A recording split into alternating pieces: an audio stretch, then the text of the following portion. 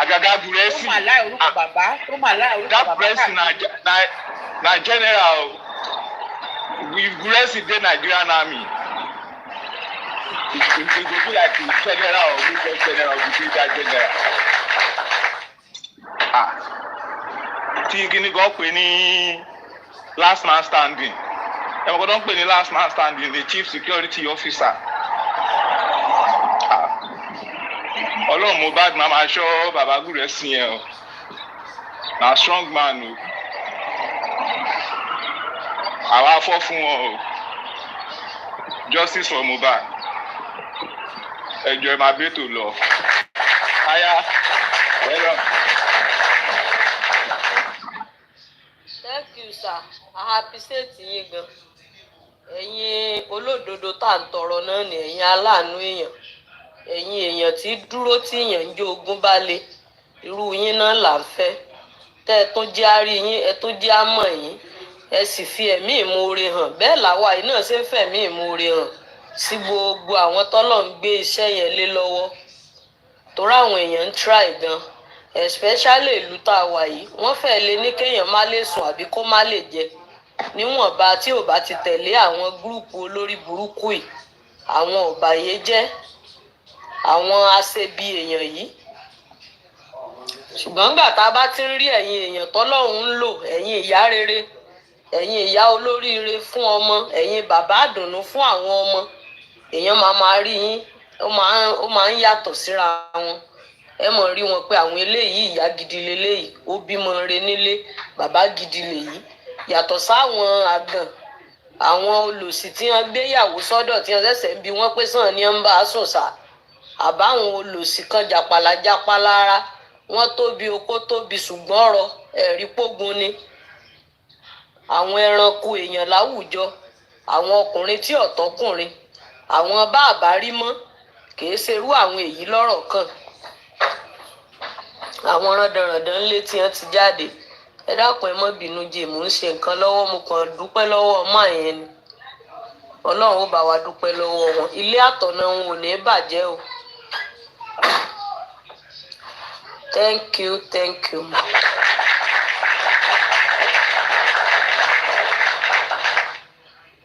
Lady Frada, good morning. How are you, ma? So as I was saying, a very big thank you, because it got to man was saying me lọ́kàn òkè jù. Tí ó bá wá sáwọn èèyàn yìí kọ́, kíní yẹn máa strike mind me a lot. That tí ó bá wá sí Pretty babe, good morning. Tí ó bá wá sí àwọn people yẹn kọ́, tí ó bá wá sáwọn ìyá yìí, tí ó bá sáwọn bàbá yìí kọ́, báwo ni a ṣe fẹ́ ṣe God? Báwo ni bàbá ṣe fẹ́ ṣe? Báwo ni bàbá ò bá ṣe rí lẹ́nìí? You know, kò ní dá o. Bàbá máa ti lose gan. No. A round of applause for all the amazing father and the mothers among us. There is God.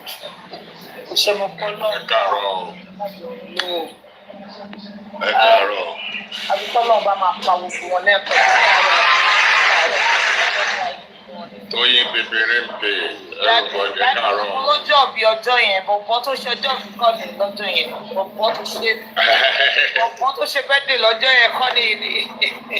Ọ̀nà ni bọ̀bọ̀ yẹn ni ẹ. Ẹ káàárọ̀. Ẹ pé ètò Ọlọ́run á tún máa fún yín ní okun àtagbára. Bí ọ̀rọ̀ tí bàbá yẹn sọ lẹ́ẹ̀kan ẹ̀yin tẹ́ wà Nàìjíríà lọ́kọ́ lẹ́jà justice, because it's not easy in that useless country to be fighting the government, especially tójú yín wà ń tà. So ẹ̀yin gangan ló yẹ kó máa fi àdúrà ràn lọ́wọ́.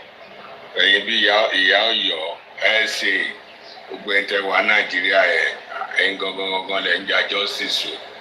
ẹ̀rí gbogbo àwa táwa ń lo ipò jẹ̀mọ́ àwa kàn sọ̀rọ̀ ní kò sí kọ́tà fẹ́ fi àwa ṣe bá wà lé gan kò sí kọ́tà fẹ́ fi wá ṣe kò sí kọ́tà fẹ́ fi wá bọ̀ but ẹ̀yin àwọn máa tẹ́tì lọ́tún ló sì gbà wò kọ̀ọ̀kan bẹ́ẹ̀ ẹni tí ò tó sọ̀rọ̀ sí ọ̀gá ó lè ní òun máa tẹ́tì ó máa fọlọ́pàá wá mú ẹ ó lè ní òun máa competition ó lè máa ṣe gbá lè máa ṣàwò so ẹlòmíì gan ilé ẹ̀ gan wọ́n lè lọ yà sórí Facebook wọ́n lè yà sórí internet so bet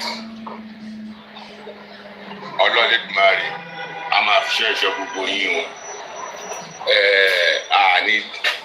àní gbẹ́rù ẹlẹ́rù káfá tiwa sọ̀wọ́ àbánáyé sọ Yorùbá ẹ̀ so gbogbo kan tá a bá dẹ̀ ṣe náà ẹ̀ ká máa fi ọpọlọ ṣe náà ni Ọlọ́run a máa fi ṣẹ́ṣọ́ yẹn ṣé rí gbogbo kan tó ń jà bíi 2, 3, 4 days ago yẹn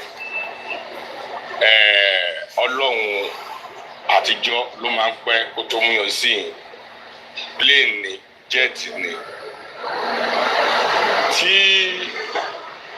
alarm bá ti ń blow lọ́dọ̀ wọn ni ariwo wọn máa ń jáde ẹ wo gbogbo àwọn voice note tí wèrè yẹn ń kó síta torí wèrè lèmi máa korúkọ ẹ wèrè lójọ ìyẹn Lagata wèrè ni láti 2023 ó gba voice note lọ́wọ́ èèyàn to start with kó tó di pé o ṣe voice note yẹn lọ́wọ́ èèyàn yẹn kí ni intention ẹ̀ kó tó record ẹni yẹn what is your intention about that person ó máa ti ní nǹkan tó wà lọ́kàn ẹ̀ náà kó tó lè máa sọ pé o fẹ́ record èèyàn tẹ́jọ́ ń sọ̀rọ̀ so initially láti ilẹ̀ gógógógó ló ti mọ nǹkan tó fẹ́ wá ṣe nínú justice for Mohbad tó bá wá ń sọ̀rọ̀ á lóun fight for justice for Mohbad you are fighting for somebody and you are recording that person for what purpose what are you doing that one for what are you going to gain out of it now go protect candidate then gbogbo olórí burúkú wèrè tó lóun kójọ tó ṣe gbogbo ẹjọ́ ń sìn ẹ bá mi béèrè lọ́wọ́ ẹ̀ pé kí ló fẹ́ ṣe kí ló dà fún ibo ló gbede gbogbo àwọn rìkọ́dìn tí ó lẹ́sẹ̀ lẹ̀ bàbá lọ bí bàbá lọ sọ́hùn bàbá ti gbẹ́ bàbá ti gbá yẹn ìyàwó bàbá sọ wípé ẹ rí pé lórí burúkú ni ṣé nǹkan tó pa Mohbad nìyẹn ṣé nǹkan tó ń wá nìyẹn what that one need to do nínú justice for Mohbad kí ni nǹkan tí yẹn ní ṣe nínú justice for Mohbad that is personal issue personal hatred against that baba o ti ní hatred against baba yẹn o ní Gúrẹ́sì ló ní pé kó rìkọ́ọ̀dù bàbá ẹ̀ rí pórí ẹ̀ ti dàrú as old as he is Gúrẹ́sì máa ní pé kó rìkọ́ọ̀dù kó tọwọ́ bọná wọn náà dẹ̀ tọwọ́ bọná and when you are recording tí Gúrẹ́sì bá sọ pé kó rìkọ́ọ̀dù bàbá yẹn ohun Gúrẹ́sì máa jáde nínú recording ẹ̀ náà bí tiẹ̀ ò jáde ní other side ohun tí bàbá yẹn ohun Gúrẹ́sì gbọ́dọ̀ jáde but at the end of the day àgbóhùn Gúrẹ́sì nǹkan tó ṣe náà onígúrẹ́sì ló ní kó rìkọ́ọ̀dù ẹ̀ ń sọ pálapàla wọ́n béèrè lọ́wọ́ ẹ̀ ń sọ bí wọ́n béèrè bí ó sọ sí olórí burúkú dédé àwọn Mr. Somebody ó wà ń lóyìnbó òkè òun náà ni wọ́n ń jáde ó gba owó ń bí gbowó lọ́hùn gbà pé benefit náà máa jókòó tì àwọn ọkùnrin wọ́n máa jókòó tì benefit á lóun single parent tí wọ́n ẹ bá dà how will you be a single parent ṣé ìyá ọmọ yẹn kú. prince sà ẹ sọ pé wọ́n máa ró tó wẹ̀ jàbàlà kiri ilé obìnrin. wọ́n máa lọ máa fàjọ kọ́ ni wọ́n kọ́ London jigolo ni wọ́n máa lọ fọjọ́ aṣọ kọ́ nílé obìnrin ni wọ́n bá ti rí ibi wọ́ bẹ́ẹ̀ wọ́n máa lọ fàjọ kọ́ àwọn aró tó wẹ̀ mọ́ọ̀dì àwọn ọmọ yẹn náà máa ní dáàdì àwọn ọmọ tán òbí tán ń pè dáàdì àwọn wèrè ṣe rí ọlọ́run ló mẹ́ni tó sùn gbogbo náà máa jìyà ẹ̀ṣẹ̀ wọn you can only take time gbogbo wọn pátá náà máa jìyà ẹ̀ṣẹ̀ wọn ó kàn lè take time bàbá yẹn dẹ̀ máa gba justice wọ́n fẹ́ wọ́n kọ̀ wọ́n kọ́ lọ di anything bàbá yẹn máa gba justice gbogbo àwọn insider nǹkan yẹn má dáhùn ẹ̀ lóhùn wèrè náà wọ́n yẹn ebi ń pa wọ́n gbogbo àwọn yẹn ebi ń pa wọ́n ni kí náà ti ń pè ẹni máa ṣe kíní kan ń wẹ́ni kúra òun lọ̀rọ̀ àwọn gbogbo àwọn insider yẹn àwọn yẹn wọ́n ń support àwọn Yomi nǹkan kan ní kánkọ́ọ̀sì gbogbo wọn jọ wà kó tó bọ́ táwọn àti kọ́kọ́ ṣe méjì so orí burúkú náà jọ ń ṣe káàkiri ẹ tí bàbá tọmọ ẹ kú tẹ tún fìtìnà tì kò lè ṣàdúrà fún yín náà èpè ló máa gbé yín jẹ tó bá ti jí gbogbo wọn pátápátá dẹ̀ lè pe bàbá yẹn máa mọ́ látòrí ètò sẹ́ẹ̀dì wọn àfẹni tí ò bá tí gbogbo wọn bọ́ ṣe ń ṣí ṣóòtọ́ ń ṣe ṣóòtọ́ ń gba igi ewédú yẹn àfẹni tí ò bá jẹ tí ò mu nínú ikú Mohbad yẹn nínú wọn lè pe bàbá yẹn ò ní múnú wọn àwọn olórí àwọn wèrè so ẹ máa bí tó lọ jàre ọ̀nìkì ń bá yẹn ọ̀sìn díẹ̀.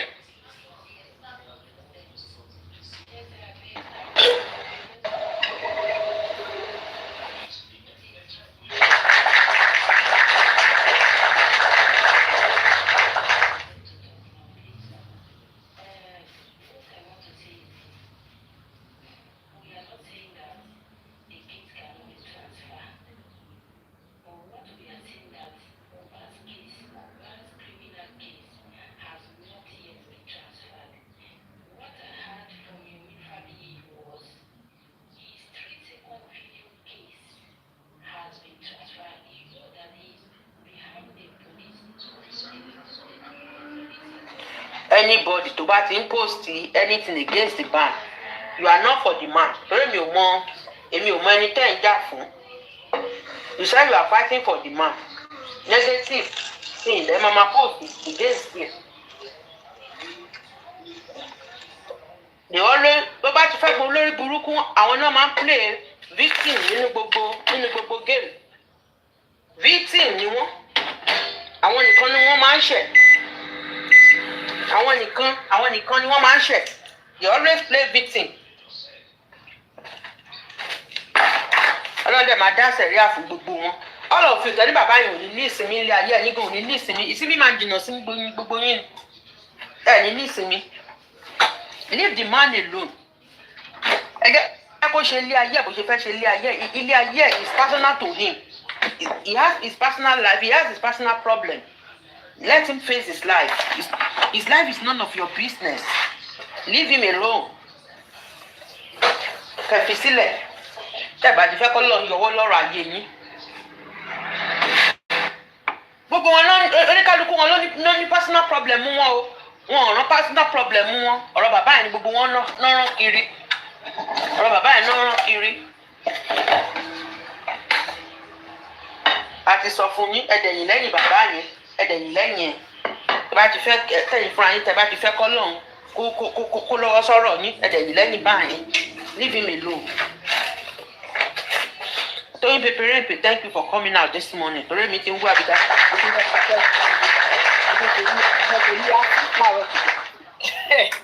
It's not really for anybody so I had to just step out. It's always good like this. Àwọn kan wà tó ṣe é pé alẹ́ yẹn tá a bá ti lọ duty a máa sùn ní so àárọ̀ náà la máa ganú síbi tá a bá ti rí. Exactly, I know. So Laga idiot, though we are not going to nǹkan tó ṣe ó dùn mí gan, I'm not gonna lie. Mo feel pé báwo ni tí ó ti record bàbá yẹn ni ó dùn mí gbogbo èyí tó ṣe kò kàn mí. You know, tó bá bú mi tó bá ṣe mi ò wà bothered because ebu ò ń so èmi ò ń jẹ́ kí nǹkan bẹ́ẹ̀ yẹn freak me but for the fact that he recorded Baba Mohbad it's a crazy one now. Recorded him during his vulnerable state. The man was vulnerable nígbà tó record ẹ̀. Ọmọ kú ní September, wọ́n record Baba from October to December. Who does that? How many weeks apart ọmọ yẹn kú? So you came with evil intention from the beginning. Oh God. Tó fi record Baba yẹn gbà yẹn September to October. ìgbà tó máa sọ ó ní lága Brexit ló ní kó record. How stupid Toyin. are you? Why would Guresi tell him to record? Ṣé kò record Ṣé Guresi náà ló ní kó record òun gangan lára? Tí Guresi bá ṣe wà terrible ní ayé yìí. No, ṣé Guresi ló ní kí Lagata record Guresi gangan lára? Me, I will never believe Guresi asked him to record. Lagata is a recorder. Guresi will never say fault to him. Like. So Guresi ò lè record Baba Mohbad on its own. Lagata ló máa ní kó record. It should make it make sense now. Olórí. Like I said, we didn't believe the edited video voice note to don't play. Okay, we did not believe that. To play a part ibi tó ti sọ pé àti Karista Karimo, thank you for standing for your sister. No, it's not gonna play that one. 80-70 ló play bẹ́ẹ̀ yẹn. He didn't play that part. He played tó ti sọ pé ọ̀rọ̀ tí Mohbad sọ pé rọ́ ni. Kò play ibi tó ti fún wọn ní description girlfriend they might see. For what? So that they can go after the girl? Ó lọ síbẹ̀ ó gba information lọ́dọ̀ J4M bàbá àwọn tí bàbá ó dẹ̀ lọ sọ́dọ̀ àwọn tí tẹ́mì ó lọ relay everything you map everything about that girl so that they can go after her láti lọ pa lẹ́nu mọ́.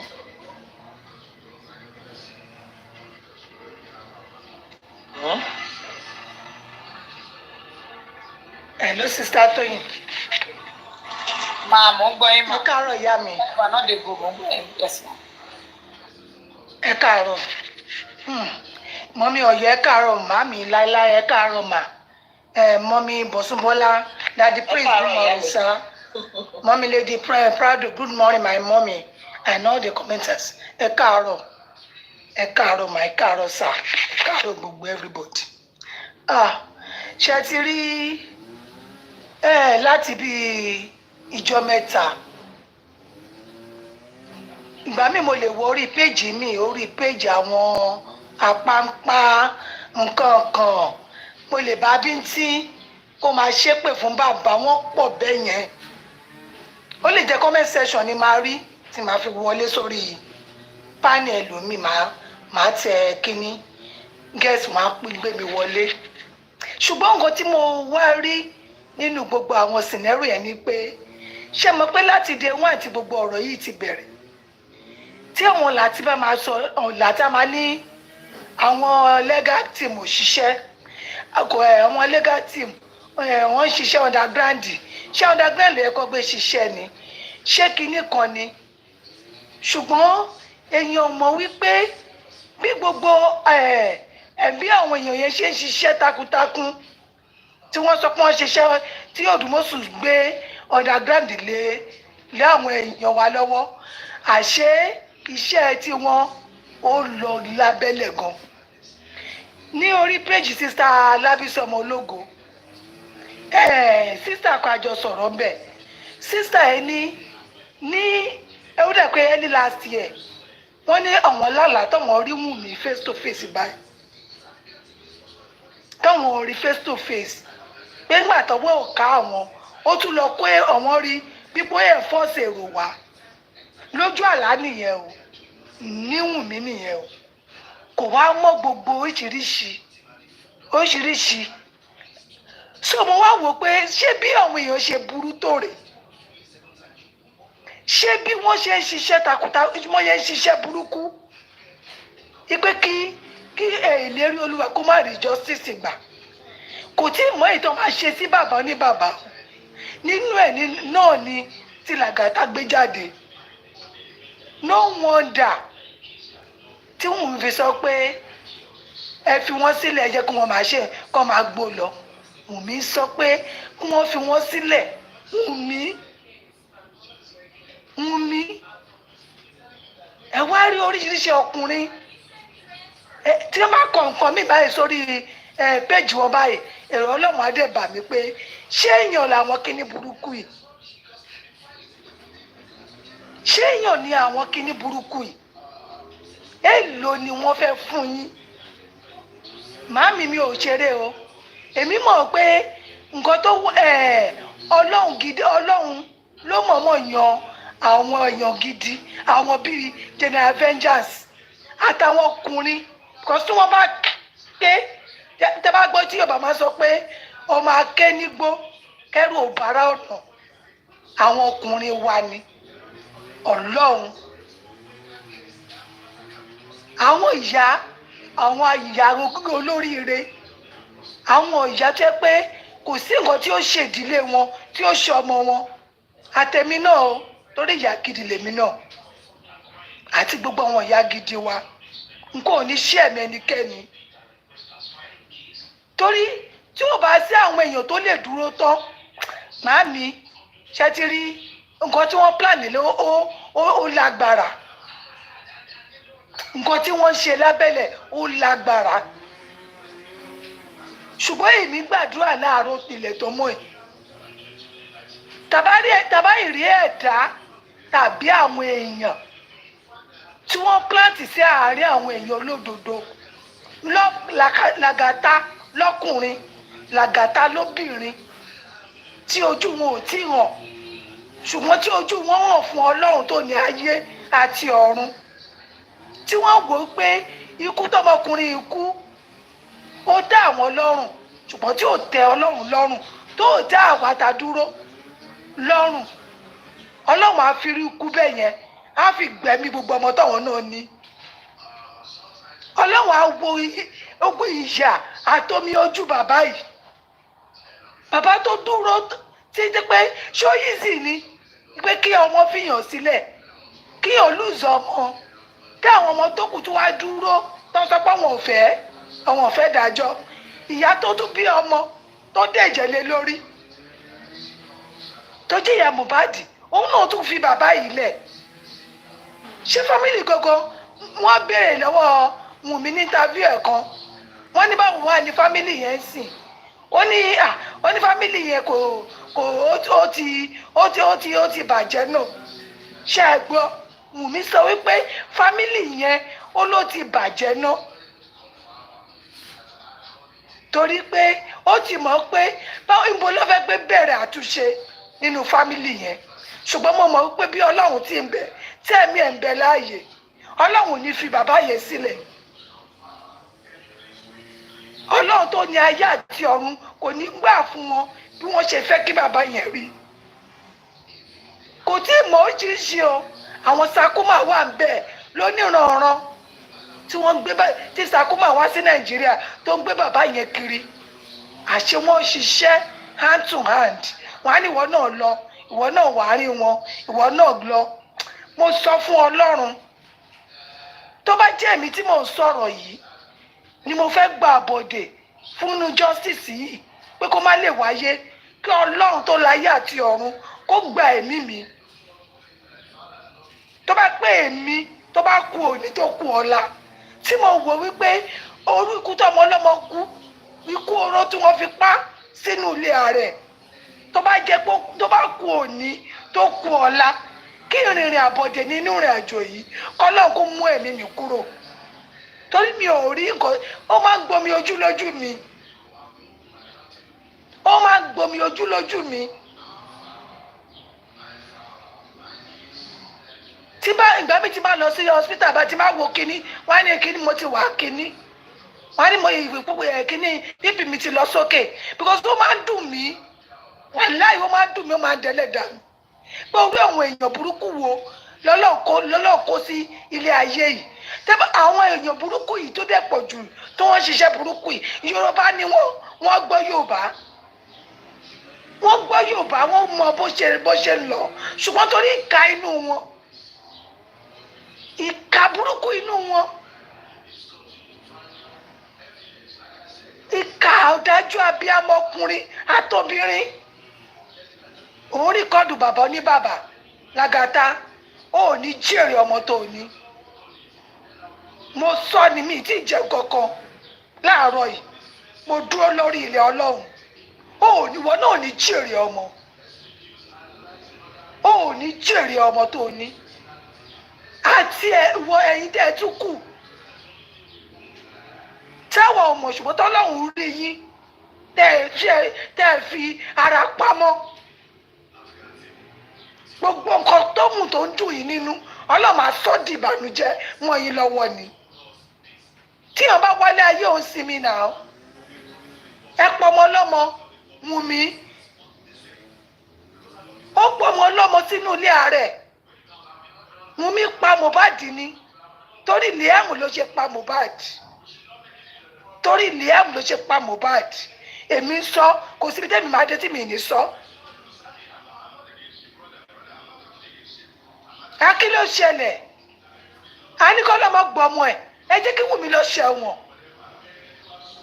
ẹ̀dẹ̀ wá ń gbé gbogbo jíṣẹ́ àwọn èèyàn dìde bàbá 70+ bàbá yàrá tó alójókòó sórí panel bàbá 70+ tí wọn ṣé àwọn ọmọ wọn ò rí wọn ni ṣé oògùn wọn ló kù tó fẹ́ lò tó nídìí táwọn ọmọ wọn ò lè fún wọn àbí Kúdí olòṣì abúra jẹ̀bi Ọlọ́run ọmọ yìí olójú kan olòṣì aṣẹ́wó olóbò pinyìnkì aláyé iṣẹ́ málámálá ṣéyàn ló bí wọ Kúdí kò ní rágbá fún ẹ kò ní dá fún ẹ kò ní dá fúnran ẹ kò ní dá fún ẹ kò ní dá fúnran ẹ kí ló ṣẹlẹ̀ gangan wọn máa ní jó fírèmù tó bá tẹ̀ ju jọ́kọ́ṣẹ́ àbáyọ̀ nígbà lọ́wọ́ ẹ ni ṣé tó bá pé wọ́n ló kú tàbí ọmọ ẹ ló kú ṣé ò lè má ṣòṣì bẹ́ẹ̀ yẹn ìwọ́n tẹ́ kó gbogbo ẹ̀ sí ẹ̀ wà lórí íńtánẹ́ẹ̀tì ìwọ́n tẹ́ kó fọwọ́ bojú kó tẹ́ má lè sàn kankan Kúdí àbí tani Kúdí àbí kíni ṣéyàn ní ẹ ní Kúdí mo bí ẹ ṣéyàn ní ẹ wà aláṣẹwò ìta lórí olóbó òṣì olóbó ranù aṣẹ́wó ó bímọ mẹ́ta kò sí gbogbo ọmọ ẹ kò sí èwo ni wọn kọ ẹkọ ẹsàn nù ẹ èwo ni bó ṣe ń gbọ́ kọlọkọ ló ń dọkọ ọlọkọ olòṣà ọ̀dọ́kọ òṣì burúkú a máa mú gbogbo ọmọ ọkùnrin a máa mú wọn sábẹ́ a máa bá wọn sùn olòṣì okòkò ọ̀rùn kò káàdì mọ́ a máa jójú òṣì a máa jójú ẹlẹ́yà olórí burúkú obìnrin ó ṣojú bí ẹja kòté kára gbá fún ẹ ìwọ àti Lúkọ Alájọ àti gbogbo ẹ̀yin wèrè tẹ́ ẹ sọ̀rọ̀ bàbá ilẹ̀ ìdá kò ní dá fún yín ẹ̀yin náà máa gbọ́mọ sí ni ẹ̀yin olùlòṣì aláyé bàjẹ́ yìí ẹ fi bàbá yìí lọ́rùn sílẹ̀ lé bàbá breathe ẹ jẹ́ kí bàbá yìí sinmi ẹ jẹ́ kó rí bí mí bẹ́ẹ̀ ṣe ń gbógun tìlẹ̀ ń gbógun ti bàbá Gùrẹ́sì ṣé ilé ìṣègùn tí bàbá Gùrẹ́sì ń ṣe ni ẹ̀yin olùlòṣì olórí burúkú èèyàn kò ní dá fún yín gbogbo ẹ̀yin nìkẹ́ni tẹ́ ń gbógun ti bàbá yìí ní abẹ́lẹ̀ ni tẹ́ ń gbẹ́ tàbí tó gbójú ẹ̀ síta kò ní dá fún gbogbo yín àwọn ṣé á máa ọ̀ràn àwọn lórí burúkú wọ́n pọ̀ lónìrànràn bẹ́ẹ̀ yẹn àwọn tẹ́ni olófo àwọn olòṣì àwọn oúnjọlá èṣù àwọn yẹ̀mí òṣì wọ́n pọ̀ bẹ́ẹ̀ yẹn lọ́kùnrin lóbìnrin àwọn làtí òṣì gbogbo yín lẹ́ẹ̀ni nísinmi gbogbo nǹkan tó ń dùnnú tẹ̀yìn náà ó máa parẹ́ lójú ẹ̀mí akílódé èlò náà bá fún yín tẹ́wọ́ tọmọlúwàbí yín sọnù ẹ ti ẹ̀ wò pé ojú máa túra rí owó àkàlà ni tẹ́bá rò pé a lè pàdé mọ́ tẹ́bá pàdé ńkọ́ ojú wo ni ká fi wò yín èlò ni bàbá Liam lè gbélé yín lọ́wọ́ èlò ni bàbá Liam fẹ́ fún mi ká máa dúpẹ́ lọ́wọ́ Bukky Jesse akọni làwọn pípù yẹn àwọn mọ́mí yétí May 70 àwọn yẹn mọ́mí G-Babe àwọn bẹ́ẹ̀ lọ́kùnrin lóbìnrin àwọn màmá yẹn àwọn bàbá yẹn tí wọ́n dúró tán mélòó lèmi lè sọ lọ́rọ̀ ọ̀rọ̀ mélòó mo ní lẹ́nu ṣùgbọ́n tí ìjọba sọ pé igi súnmọ́ gi ni tí ọ̀bọ̀ bá rí igi tó bá rí igi sinmi dúró lé wálé fẹ́ dúró ṣe bá kọ̀ làwọn ń wò. Good one. Okay. ẹ má wọrí màmí ẹ sọ̀rọ̀ yín màmí jàre.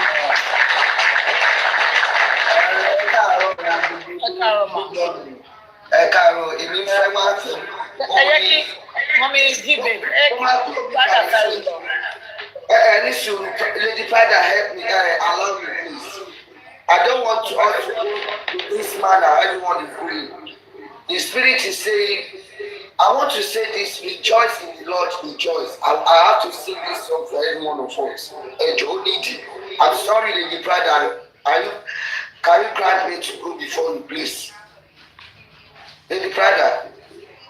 Lady Prado, no problem. Okay, ma. Okay, ma. Yeah, okay, ma. Ẹyọ nínú Olúwa ẹyọ, ẹ̀yin ọlọ́kàn dídì.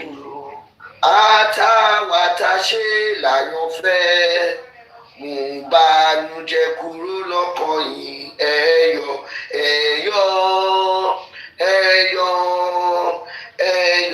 nínú Olúwa ẹyọ.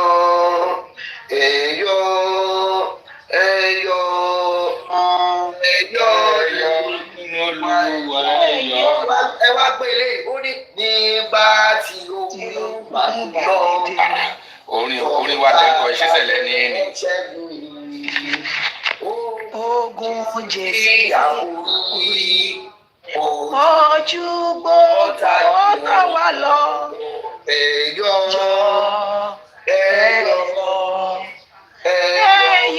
nínú Olúwa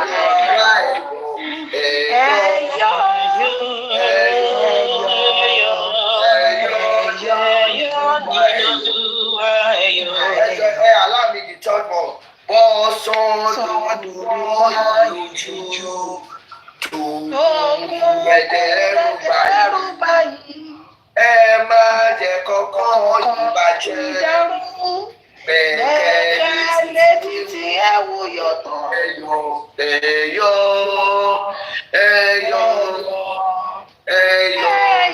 nínú Olúwa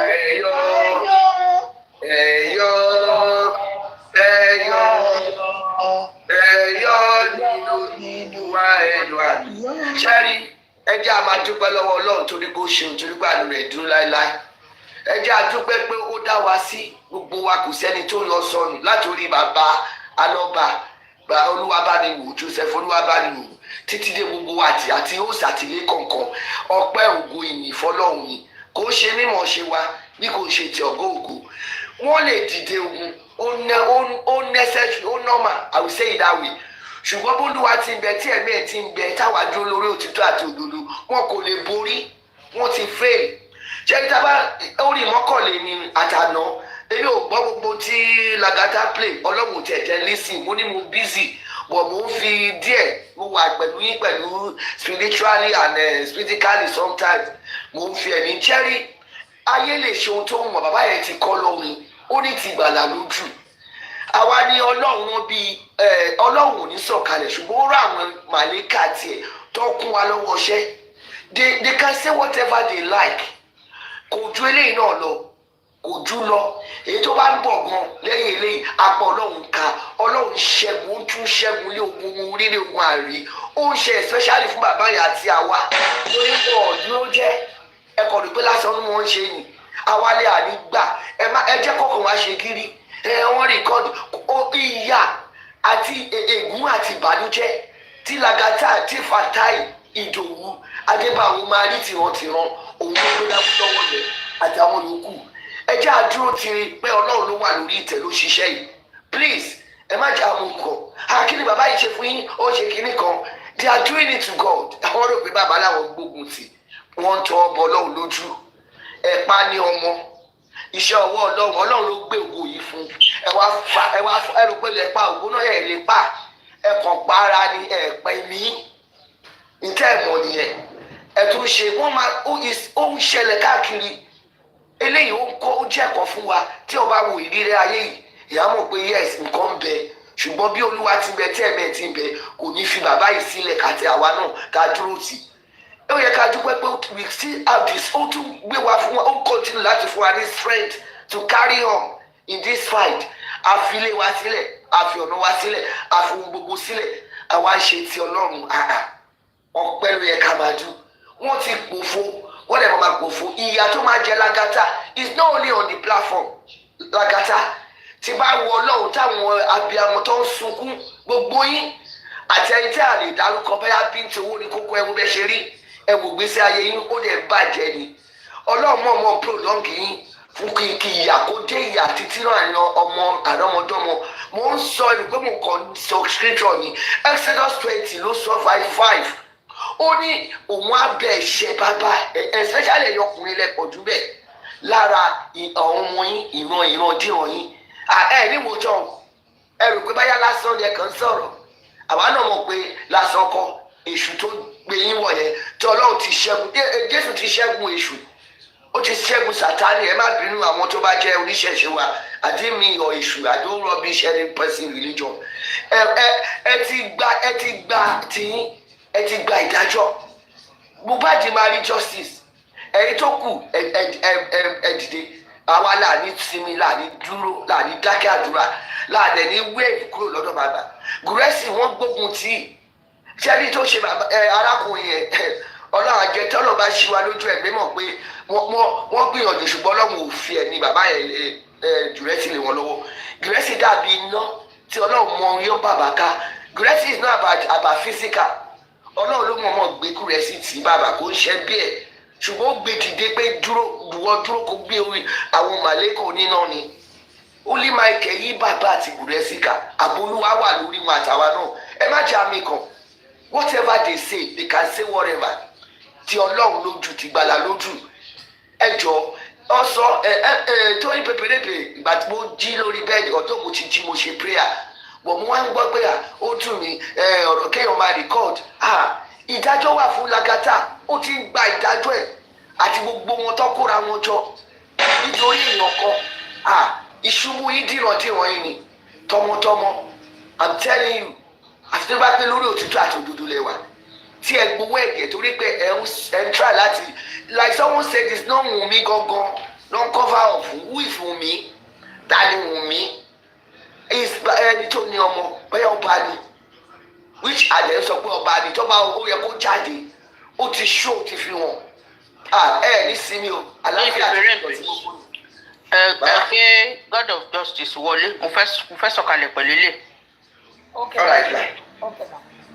ṣe rí gbogbo wa ní ká ẹwà ẹtújí làárọ̀ yìí àtún ọ̀rọ̀ yìí náà ní lálẹ́ àná náà títí after one sísá kan fi gan lórí rẹ̀ ṣùgbọ́n ó ti ṣó pé ọlọ́run ọmọ ogun wà pẹ̀lú wa àwa la máa borí àti borí ọpẹ́ yẹn ní ká tó máa dún sọ́lọ́run tó gbàkóso tó jẹ gbogbo àwọn èèyàn wa àwọn òsì ẹni pé wọ́n fẹ́ gbé wọn ṣubú ṣùgbọ́n lóun ò gbà gbogbo tó ń sọ ẹ̀rọ bíi ẹ̀rẹ́lẹ̀ ó jẹ́ sí ó jẹ́ àbùkù fún wọn àwọn kan takò ara wọn ẹ̀rí tí ọ́ ní tí kékeré ìyá bí ẹ̀yin Yorùbá tí ìyá kékeré bá àbí tí ìyá alábàgbé ni ẹ bá ní sọ ẹ̀jọ̀ tó lọ lọ́wọ́ tí ìyá alábàgbé ni sọ́lẹ̀. tí ìyá alábàgbé ni sọ́lẹ̀ kékeré náà aṣàkọlù. ẹ wà wọn ṣáwùrù irú owó ní kókó irú bíi ti láyé àwọn ọmọ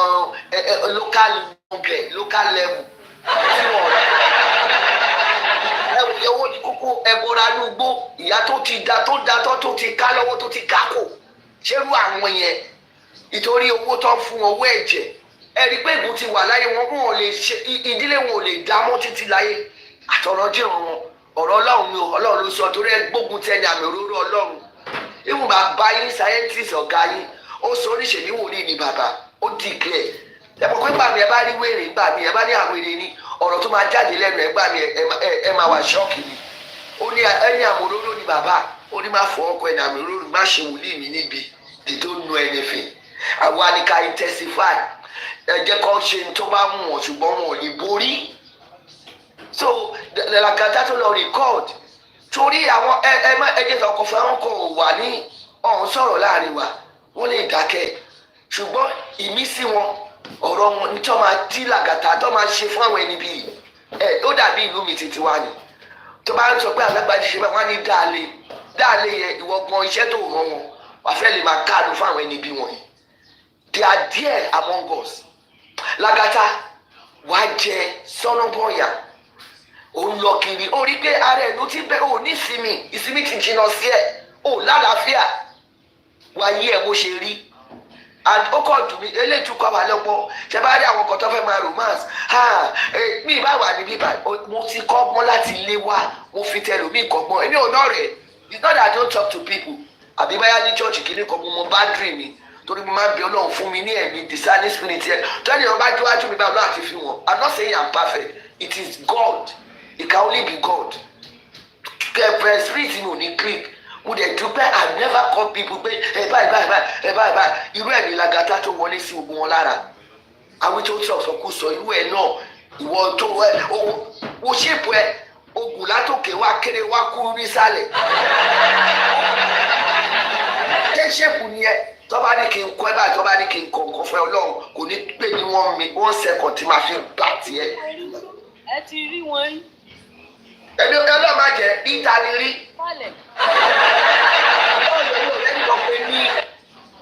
èmi ṣèbí London mo lọ sí Yorùbá ra ní kìíní ta ṣe bí ẹ̀mẹ́ta protest rally ta ṣe ní Nigeria House wọ́n wá ṣé tí Mohbad mi ní lọ́pọ̀ ẹ̀mí mi ní kí n má bá àwọn ẹni òkùnkùn yẹn tí wọ́n kọ lọ àṣà àwọn èké ni wọ́n ẹni ẹ̀tàn ẹni ẹ̀kọ́ ẹni ègbé gbogbo yẹn máa ṣègbè dì tọmọtọmọ dìrandìran àfi tí bàbá yìí tó bá pa lọ́mọ àfi tó bá wà bẹ́ẹ̀ gbà tí wọ́n pa ọmọ ìtọ́jú ń bọ̀ ẹ̀ ìkànnì ẹ̀jẹ̀ sọ́pọ́ọ̀tì náà òun kò lálàáfíà ẹ̀jẹ̀ wá ẹ̀gbá ẹ̀ yàtọ̀ sáwọn tó ń kọ àyàn kiri tó ń jó àwọn èèyàn ìwà ẹranko tó wà nù yín ni àwọn tó lọ bọ́ǹbù àwọn tó lọ jó àwọn bẹ́ẹ̀nù kiri nílé ìwà yín ìdìsẹ́fì ni ṣùgbọ́n lọ́run ó ṣíjú ó yí ojú ó ń kẹ́yìnsí ó ní ojú pé ìbínú iná òjò bínú náà lọ́ọ̀ máa rò lé lórí Lagata ó lè nísìnyí wọ́n bó ṣe ń ṣe ó dẹ̀ ń sikí àwọn dẹ́rùbà àwọn èèyàn those people came on mọ̀mí kọ́fì níjọ́ tó sọ̀rọ̀ tí ọ̀gá àdìwábí àti saskima fíẹ̀ làwọn ladies yẹn fi ń sọ̀rọ̀ ó dẹ̀ ń ṣèkà àṣírí ẹ̀ ò bù mọ́ ó dẹ̀ ti tú ó dẹ̀ máa ṣègbè kọ́tùnì tó parí Lagata lọ kọ́ sílẹ̀ mo ń sọ fún ẹ wá fún èmi wá mú bàbá ó débẹ̀ ó dẹ̀ ṣe bẹ́ẹ̀ ó dẹ̀ ná ọmọkùnrin tó mú lọ sí training òfò tó ní jèrè ẹ̀ bẹ́ẹ̀ ni mo sọ ẹ jẹ́ kí bàbá jèrè ọmọ ẹ̀ bàbá ó ti lọ sí ẹkọ sí ewu tó gbé tì wọ́n dẹ̀ tún yọ lu ẹrù bẹ́ẹ̀ ilẹ̀ ṣe kẹ́kọ̀ọ́ tó wù ní Ọlọ́run ló ṣiṣẹ́ ẹ jẹ́ àmà bá ẹ jẹ́ àfi ọkàn tẹ̀ lọ́lọ́run kalẹ̀ nígbàgbọ́ nínú ẹ̀ àní gbà fáwọn ẹni bí wọ̀nyí ni kò ní sú gbogbo wa kò ní rẹwà àwọn tó wà níṣẹ́ wà níṣẹ́ àwọn tó dé láàárọ̀ yìí dé láàárọ̀ yìí àwọn tó wà nídìí business wọn bẹ gbogbo wa para wa pọ̀ yọ̀gàdì náà ti jáde ṣe rò pé àwa ni agbára wa ni it can only be God ó dẹ̀ máa fún wa ní agbára lọ àti àwọn bàbá àtàwọn màmá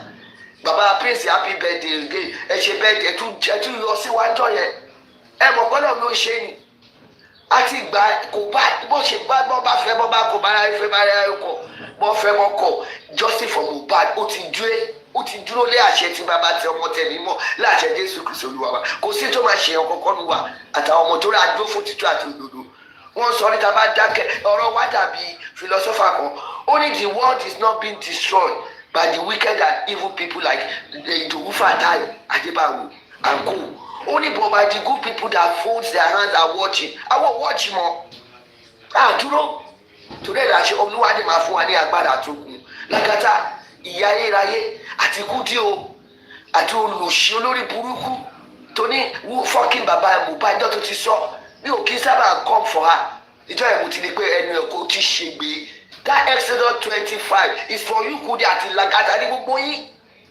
mi ní ìdá ti dárúkọ yín gbogbo ẹ̀ yóò lùsí olórí burúkú àti láti ẹlẹ́nu gbígbé ẹlẹ́nu gbẹ́gẹ́gbẹ́gẹ́ aṣẹ́nu ní ṣíbítì nọ́mbà tí ń bá láti ọlọ́run ìbínú ọlọ́run ti rú sí láti àtìdílé tó bá jókòó lórí chair kò lè stable ẹni gbọ́ máa mi sọ́ọ̀tù wọ̀ síwájú sọ́yìn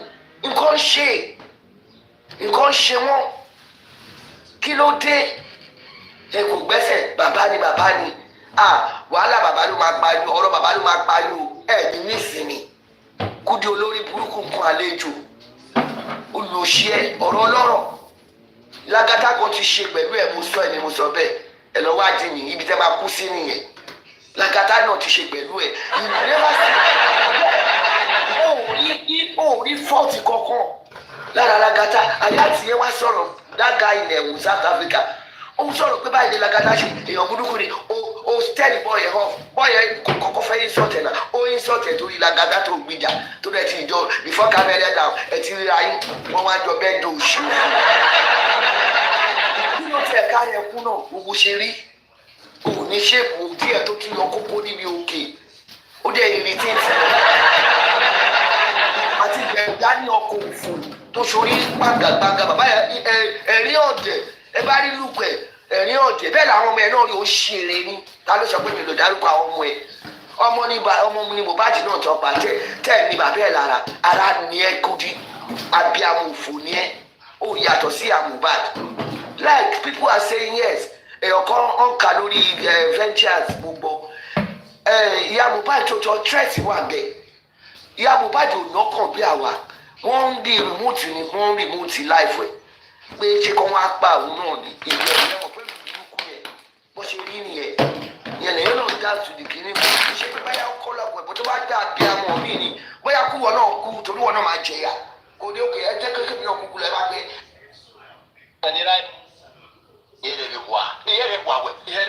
Bàṣẹ Ọlọ́run jẹ́ ẹ lè gbélé ayé ṣe rere o Kudi wọ́n wọ́ ẹ̀ bó ṣe rí lukatu ẹgbẹ́ ẹ ní kìnní kan gẹ̀ ní tẹ̀mọ̀ ìbò kan tó sọ lánàá tó sọ yesterday. Mommy Comfy, thank you for joining. God bless you. All you do for justice. I hope you are preparing to host Lagata in Germany. He said it's coming. Láti mọ̀ pé Bukky kò múra mọ́ let me tell you Toyinprape lè já àti Bukky Jesse ò múra mọ́ báyà torí pé àdónù báyà lọ́hùn àdónù tí èèyàn bá níyàn pé òní lè mẹ́jọ tó múra tó wọṣọ tó múra and she go for the quality designer ni bí o bá sọ̀rọ̀ rí but àti mọ̀ ló ta àtúrí Facebook láti mọ̀ o lè compare pẹ̀lú aṣọ China aṣọ Turkey tó wọ̀ wàmúra bí àwọn tí you look older than me too ọdún èyí tí màá rò lè dúró lẹ́gbẹ̀ẹ́ mi wá ní èmi làbúrò ẹ̀ olóṣì olóhùn ó ní filẹ̀gẹ̀lẹ̀ ó sọ bàbá gbẹ̀rù dání sọ́dọ̀ tẹ̀ irú ẹ̀ náà nìyàbọ̀ gbogbo àwọn tẹ̀ ń fẹ́ kiri asa ló ń tiẹ̀ dino ya ká ohun ìwọ wo onídọ̀tí ìyàbọ̀ òde wa mú ọmọ títí ẹ̀ ó má jí ẹ̀ o ọmọ pé Exodus 20 mò ń lò fún gbogbo yín verse 5 ní tẹ́ ẹ̀ ṣe fún bàbá torí pé wọ́n gbowó ẹfẹ́ wà known àwọn kan ní ọlọ́ọ̀ máa jẹ́ lógún ẹ wo bó ṣe tí wọ́n máa sọ pé àwọn máa survive àwọn ò ní leave ìjọ kejì ẹ wo bí bọ́ǹbù gbàrà àtọmọ kékeré tí máa wo kí ni ẹ máa sunkún bọ́ọ̀dù ọlọ́ọ̀ mọ bó ṣe ń ṣiṣẹ́ ó mọ̀ ìbínú ọlọ́run tó máa rọ̀ lẹ́yìn ló fẹ́ ẹ máa jìyà yẹn wọ́n wá mọ̀ mọ̀ wá sẹ́ ìyálé wùmí yẹn náà ẹ wo wùmí lẹ́ ọ̀fíìsẹ̀t wùmí wú lójú kò ní ó wá rí mẹ́kẹ́mẹ́kẹ́ ó lọ́wọ́ lọ́mbọ̀ dískẹ̀tì kan láìpẹ́ yìí tó ṣe ò tani àìdí ìyàtọ̀ ẹ̀ léṣe jù báyìí ọkàn tó ẹ ní owó ọkàn kò balẹ̀ when you see her fear is written all over her she is not happy kò ní peace irọ́ ni Ìyábọ̀ náà sá ẹni ìtẹ́wọ̀n kéde ìwúmí ni àti ilé ìsìn ìyálé Mohbad náà ṣọ́ra ló ṣe bí ọ̀dẹ̀ òun mọ́ ọmọ tiẹ̀ ó sì lọ́ọ́ ọkọ ìwọ ń ṣòṣì ya yóò fò ya jùmọ̀ kí ó sì tó bí ẹ náà tó dákẹ́ àti bàbá òfò àrà àti iná ọlọ́run á máa jó yín ayẹyẹ sísítà Kàrímọ́ ní òun wá fún Kàrímọ́ bọ̀ mú kọ wò pé kò nàlẹ́ títì ni kò ní nǹkan ó wá da nǹkan rú ìwọ tó ń sọ mama always come always check on us mama always check on the baby baba have never kini kan ó wá ní o tọrọ dárí jí ẹ̀jẹ̀ o tún wá lọ tí ẹ̀jẹ̀ síbi ẹ̀ṣẹ̀ yẹn again ó lọ́nà ọlọ́run máa ń dáríjì ṣùgbọ́n má lọ ẹ má sọ pé kí oore òfin ẹ pọ̀ tẹ́ bá padà bí báwo ni Yorùbá ṣe sọ Bible yẹn ṣe sọ you cannot be in sin and expect the grace to be abound again no way gbogbo òṣì tẹ́ ẹ ṣe yẹn ẹ ń ṣe fún ara yín ẹ ń ṣe kẹta láyé láàmú ni ṣùgbọ́n Ọlọ́run tó dá òun àtàyè tó ní ẹ ní gbogbo alọ́ tó ní ẹ ní ọba gan lọ́wọ́ ọba tó jẹ́ pé ìwọ mú ẹ ó wà ìwọ ẹ̀mí ẹ ó wà níbi ìwọ ìmú ẹ gbogbo yín ẹ ṣe nọ́tì ẹ mọ́ ọbẹ̀ sínú náà ẹ ní ẹ̀ ń fún ẹ̀ ṣe èmi ò tiẹ̀ gbọ́dọ̀ ẹ̀ ó ṣe jẹ́ bàbá Yorùbá yìí kí ló dé àmọ́ mi wá kọ́ sọ̀rọ̀ kan lẹ́ẹ̀kan I'm sorry báyà tí bá gbọ́ báyà wọ́n kọ́ sọ mo kọjá ni o gbogbo àwọn apápá àwọn òfò lórí burúkú lò ṣe ní o lọ sí gbogbo kíní wọn.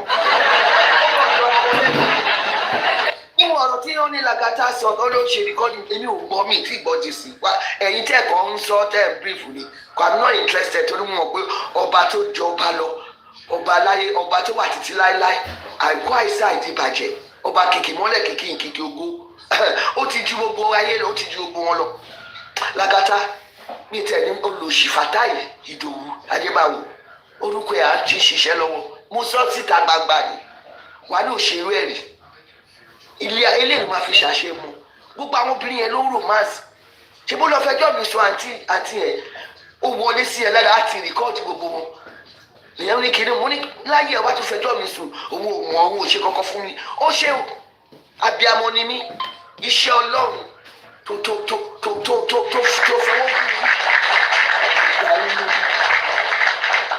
thank you jàre ẹ ṣe ẹ má bínú ẹ má ẹ bá lè dúró ẹ ṣe lọ. Thank you so much. Èyí tẹ wí yẹn mọ̀ àrò mọ́ tó àṣẹ tẹ̀lé ọ̀rọ̀ jáde àṣẹ tẹ̀lé.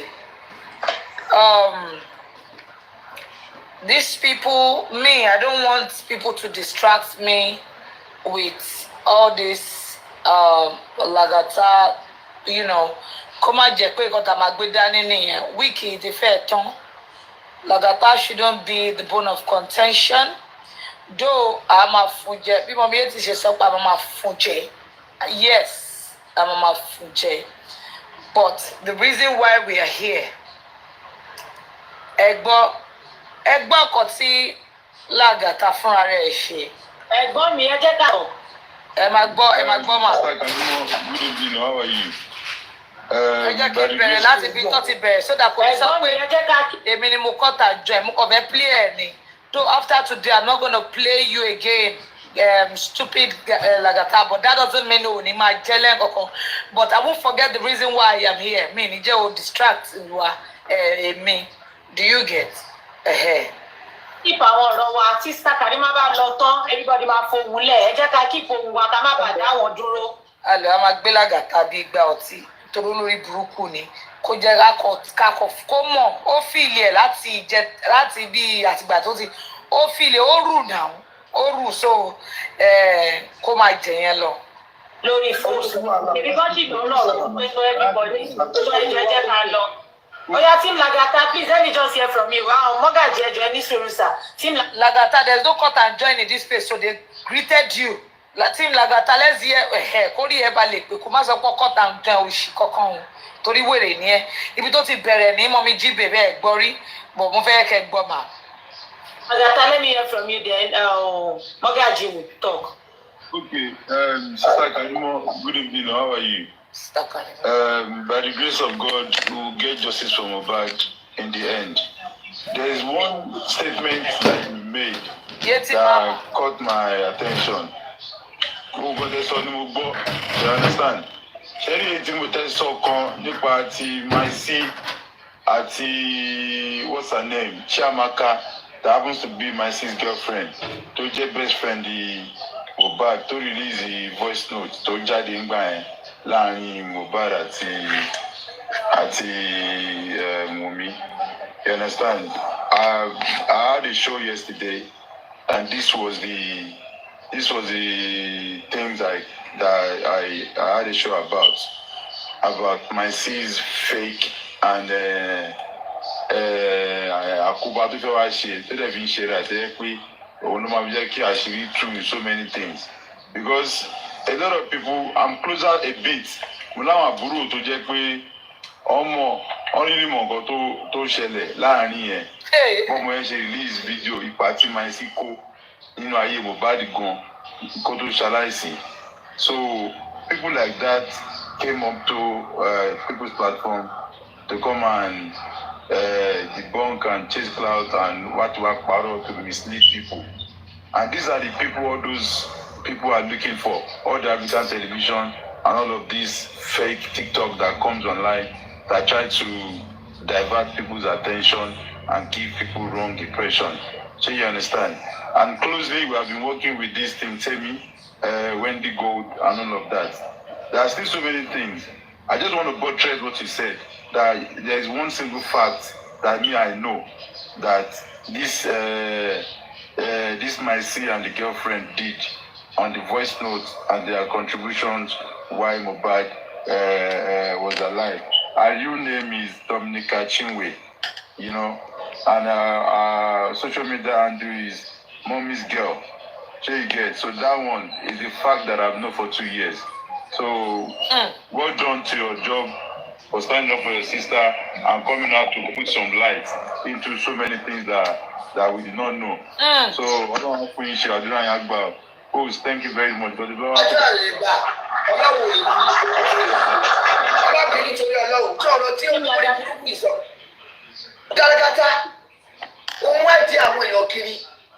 Àṣírí òní bò ara yára díẹ̀ àwọn àbúrò fowó so iṣẹ́ bí ló ń ṣe kiri òun náà ti mọ̀ wọ́n láti 2 years. Let me share it to you so that you can share it on your page. Ever not dey go ma. Lagata ó ní jèrè àti tó mínú ayé àti tó mi ò tí ì jẹun mi ò tí ì fa ìkọ̀kọ̀ jẹ ni ìtorí ẹ̀gbọ́n bá ṣe rìnrìn àjò lẹ́nu kò gbọ́ kò sí tẹ́lẹ̀ ṣe olórí burúkú ni ẹ̀kẹ́ so abájọ torí ẹ fi ẹ̀gbọ́n yọmí ká ẹ̀gbọ́n mi sílẹ̀ kí tẹ̀lé kárí mọ́ àṣẹ ìkòkòrò tó ń jẹ̀fà rẹ̀ ẹ̀fọ́ ló wà. Lagata ò ní rí bá ti ṣe ò ti bọ́ bàtà lẹ̀ ò ní lọ́nà gbégbà ọ̀nà mo máa dí wọn ẹni bó ṣe ń wá àṣírí àwọn ẹlẹ́lẹ́ni ìwọ ọlọ́mọ rẹ̀ wò àṣírí ẹ̀ wò olórí burúkú ẹ̀dá ni ẹ ṣá olóṣì abájọ wọn sọ ẹkọ rẹ pé ìyá ẹ̀ ń jó nínú náà ìléru torí pé ó bí ẹni àtìtánì sínú ayé ìyá ẹ̀ ṣe ń jẹ ìwọ náà máa jẹ títí ẹ̀ mi ní sọ pé ó máa tètè kú ṣùgbọ́n wàá rí ìyà wàá rí ikú kan wà ní kó mú ẹ lọ ká bàbá bẹ̀rẹ̀ olórí burúkú òun tẹ́tí àwọn èèyàn ọlọ́ọ̀tì bá rí ẹwọn náà wọn ìzádàbò ní báyà kò ṣe ayé wa olórí burúkú ẹ̀dá tó jẹ́ ibi tó ń ṣe nìyẹn wọ́n ní ó sọ̀rọ̀ lórí wọn tó lọ sọ́dọ̀ àwọn ọmọ mi wọ́n rán ẹṣẹ́ ni wọ́n wá sí àárín àwọn justice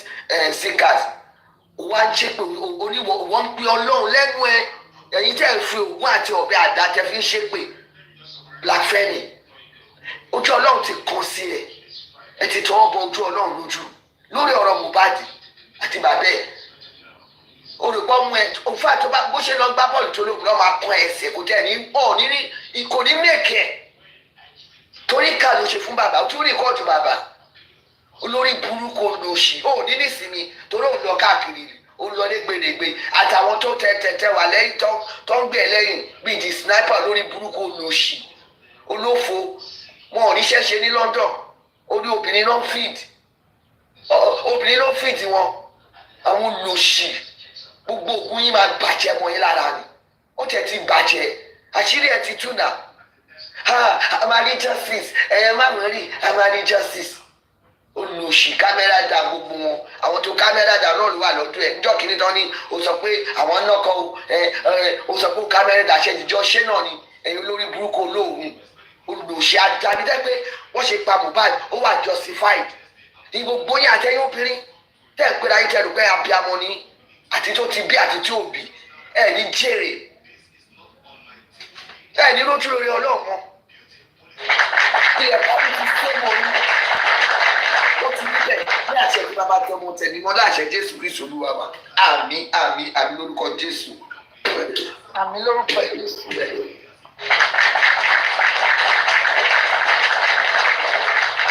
Father, can we have you before I play this video? How are you, my beautiful? Good morning, ma. Yeah, I'm okay. Good morning, house. Host Toyinprape, I salute you. I salute the panelists. Yeah, I salute all the panelists and also the commenters. Una, good morning in Jesus' name. So I don't really know the updates of the DNA test. I know say Papa come out sometime last week or is it early this week, but I don't really know what's in talk.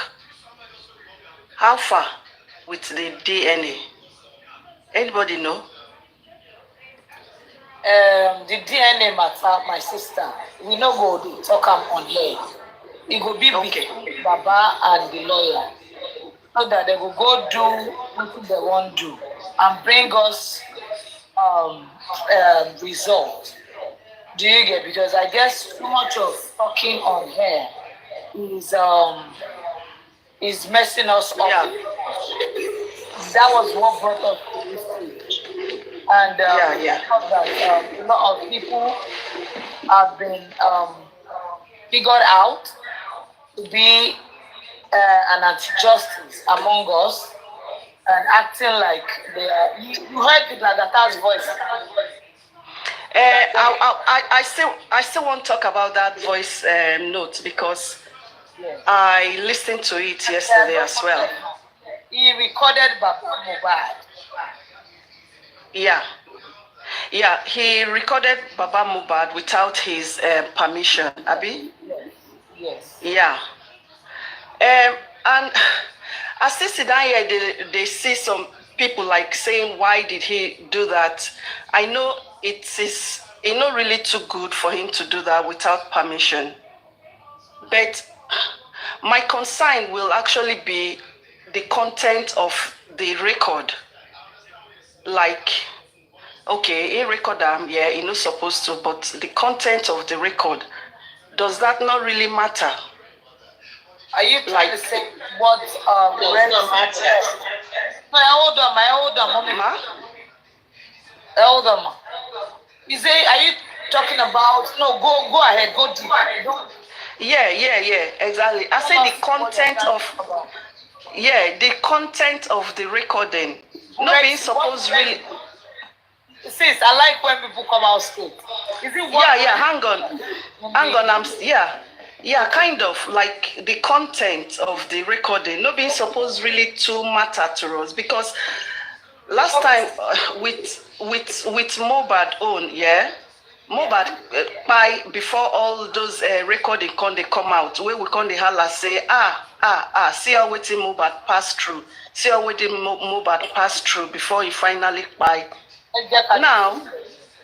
Yeah, now with this recording yesterday, we supposed to see waiting Baba they pass through. Okay, I get you. I get what you're going to. Okay, listen, sis. Yeah, this guy Lagata might have done one or two things in the past or something. I'm not even going to go there because I don't know. But me, I just want based on yesterday recording. I just want based on that, because as I sit down there yesterday, they listened to that record. Honestly, I cried because Baba na we all day the support. Na Baba na with the support. For us to see say person way with the support, they go through stress like that. I mean, he got slapped in presence of his children, and even his wife was there. Hold on, ma. Did you hear? I know where you're going to. Don't worry. Hang on. Oh, yeah. Hang on. Because they that's one point. Yeah.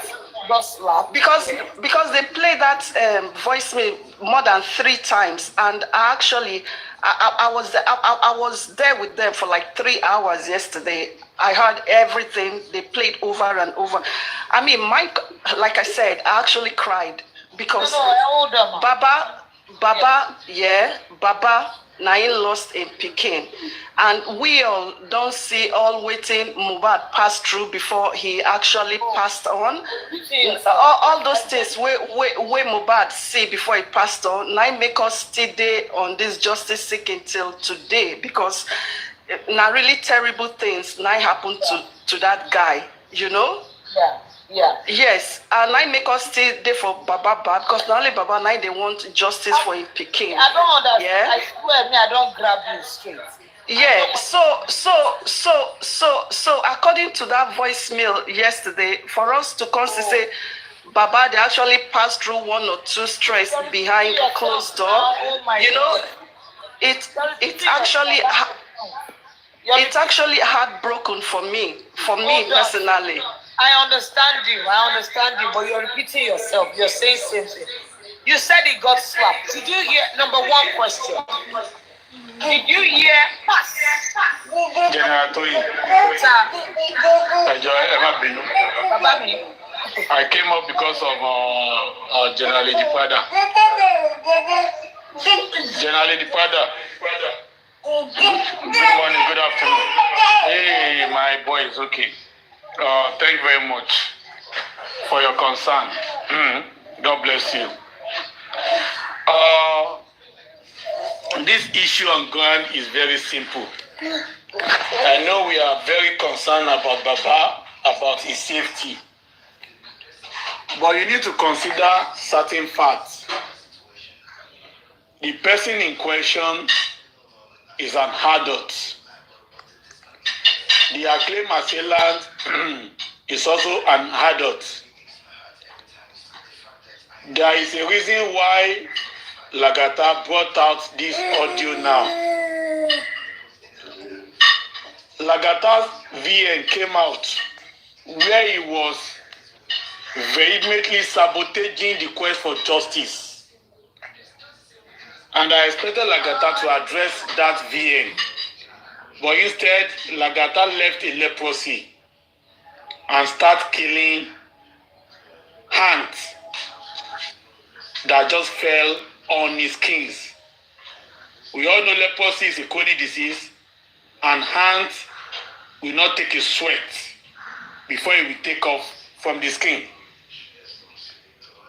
Person involved said it didn't happen, that nobody beat him. The person that claimed to have beaten somebody said it did not happen. What we heard was audio recording, audio evidences. And Lagata has stated it clearly on one platform that he is IT guru. He is computer hacker. He can do and undo.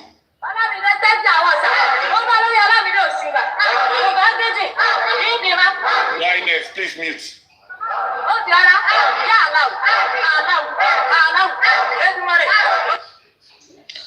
He can do and undo to access and to make things happen. Now the question is this. Baba was claimed to have been slapped about 1.5 years ago. That Baba did not cry out. That Baba did not make any civil issue about it. And that Baba, after being slapped in the presence of his wife, in the presence of his children, still decided to choose the person that slapped him over all these useless people that have been trying to do all they can to pull Gracie down. I am not taking a side with Gracie. I am protecting the interest of the Baba. Baba stated this clearly on his life, that nobody slapped him and nobody beat him. Those are visual evidences. And you cannot give an importance to audio evidence over a visual evidence. As long as Baba said nobody slapped him and nobody beat him, we are not supposed to be sweating over it. So please, you are a general. Mohbad wrote a petition about people beating him around. Baba has not written any petition about Gracie slapping him. He has not even told anybody that Gracie slapped him.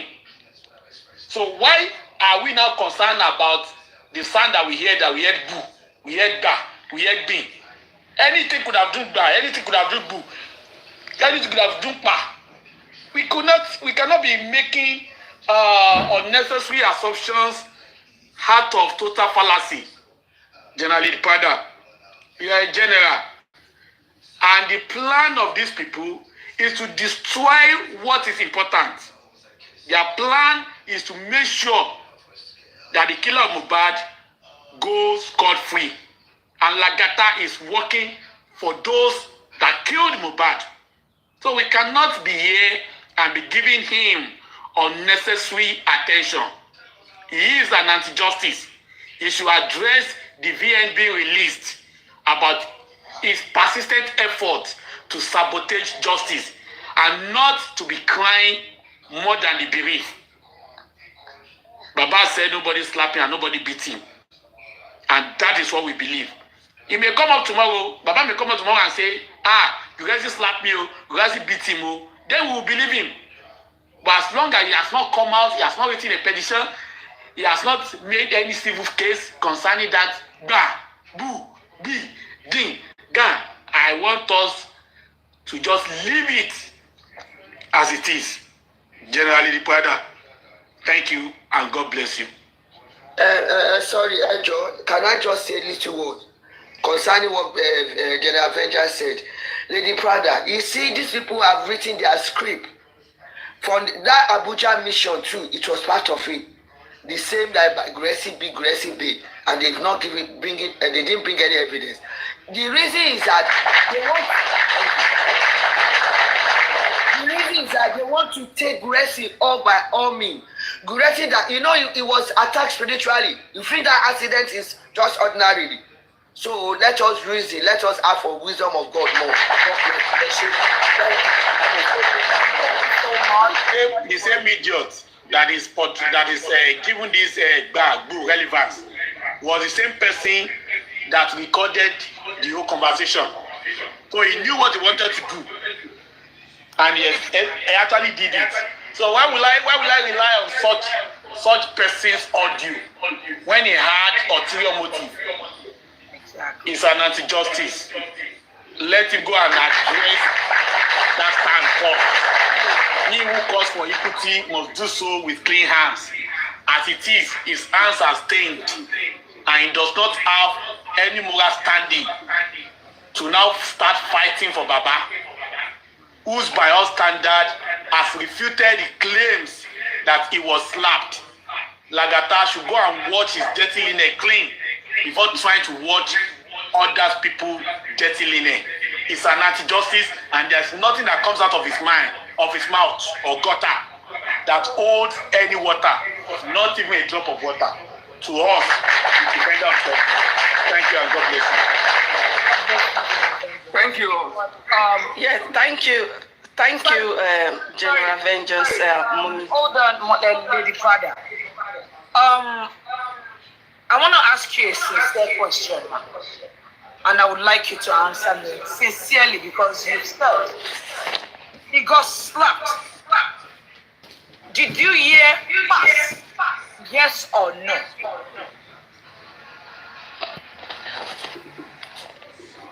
Did I hear pass or what? Yes. Yes. Like slap sound, pass. Yes. Really, I no hear pass. Thank you so much. That's okay. That's okay, ma'am. I want to ask you now, between you and I. But I also heard. Hold on, ma. Hold on, please. Are you going to agree with me now that it takes an anti-justice person to record Baba Mohbad? Do you agree with me? No, not really. Why? Okay, the reason why I say not really is that... You can record Baba Mohbad? Pardon? Does that mean you can record Baba Mohbad? I don't have his number. I don't talk to him, so how can I record? No. Sis, it's a question, direct question. Does that mean you can record Baba Mohbad? It's a yes or a no. Do you know what? Yeah, I can give you yes or no, but in the past I have asked a question that deserve yes or no, and people don't even give me the direct answer. They always seems to go round. I don't. Let me tell you. Hang on, sis. I will give you a yes or no answer. What was the question again? Yes, I can record Baba. Yes, I can record Baba. Yeah, if it deserves recording, yes, I can record. Baba needs to be careful. Now, if he can't buy, not be my Pikin guy. Baba needs to be extremely careful in this moment. You can hear. Can I say? Please, Can I? one second, please. Emma Binu. Can I short 1 minute, please? Lady General Lady Pada, can you record Baba Mohbad without his consent? No. That is exactly what I was about to tell General Toyinprape, but you know, I cannot record Baba without his consent. Well, like yes, but I can without his consent because exactly, and I also said, and yes, and I also said he did bad. Consent. You don't need it to ask for his consent. If you ask him, that means okay, maybe he wants you to go and play it outside. But Baba won't want you to go and even play anything of him outside. So the consent is so that if Baba give me his consent, Lady Prada, let's work with the background of this case. Let's work with the background of this case. Excuse me, but did you actually hear Baba says, Sheni Tore Leshe wan no mi bai? I heard that. Did not say that. He didn't say that. He said Sheni Tore Leshe wan gba mi or no mi bai or something like that. Baba said, do you want to beat me? Something like that. Baba already addressed this on his platform. He already addressed this situation on his platform. Do you want to beat me? How does that translate to being beaten? Daddy Sharp. No, please. There are some things I need to do on this so that we can know where this is coming from. No, Mombosa, ọ̀rọ̀ kan wà, ẹ máa sọ̀rọ̀, ẹ má bínú bàbá mi. Ọmọ pé iná máa ní ká fún láyé. You know, the pride in Yoruba, there are so many ways in Yoruba when you are talking that they will use a word. It's not that direct thing. Are you getting my point? Yoruba can say direct word. Yeah, like ṣé o fẹ́ wá nù mí? Like if I'm angry with my mom. Mommy Jibe, hold on, ẹ má sọ̀rọ̀ ma. Hold on, ẹ má sọ̀rọ̀ ma. Ẹ jẹ́ alẹ́ background. When he said a threat word, you should know where she's coming from. Tí Yorùbá bá ní ṣó fẹ́ dúró lé mi lórí ni. I don't know whether it's possible for somebody to stand on another person's head. But that's not even where I'm going to. You see, we are all deep and we all have our own background to what is happening. So I don't want to blame some people probably because of the interpretation they give to some things, which may not really convey the meaning that Yorubas are used to them. There's a background to this discussion. The person who recorded this has not disassociated or denied the close background. It is telling you that he agrees with the background. That Baba was going to a wrong terrain. I don't think Lagata has denied that. And he said he agreed with the fact that Muresi should go in and do the needful. He has not also denied that. There are parties that witness this. And even when you are talking about parties, there are parties that are directly involved. If you choose to believe Baba, if you choose to believe Lagata, then it's your choice. If Baba, who is supposed to be aggrieved, if actually he was slapped, he's saying I was not slapped. And you are saying Baba is a liar for saying that he was not slapped, you are entitled to your opinion. If you choose to believe Lagata, who set the scene and who agree with everything on that tape at that time, didn't see anything wrong with it. If when his integrity is now being called to question, is now changing the focus, is now redirecting the energy, is now refreshing things. The professionals who understand what is happening will not waste time on it. Once you acknowledge his point, forget it. You will gently steer the conversation to a more desired, terrain. And that is what I think is happening to many people. Once you acknowledge, I use that word, out of emotion, that's a soft threat. Why should that happen? Why should even in the first place could somebody say that? That conversation is going to another terrain. And you will not know the man who scripted this has already caught you and is taking you to nowhere. His position at the point of reporting this, somebody was even talking about house of arrest. Somebody was also even of the opinion that, why should Baba follow another woman to go and do this? Baba, this is not, we will do this for you. That's the same person who is now coming out today to say there is a threat. If there is a threat, an adult that is involved is not crying, is not what brought us here. The man doesn't appear as somebody who has been, intimidated. He still considers this person his best friend. So, what are we discussing? If somebody brings a tape or a VN to us with overlay, and even the content of that VN is even finding it hard to prove anything. Why do we need to now be exaggerating to say, it could also mean this? Because that is what I see here. There is nowhere I see a physical action. There is nowhere I even see a threat. The same person who was saying it's dangerous. You could be out here. Your life is in danger. And somebody is saying, Baba, I will not allow this to happen to you.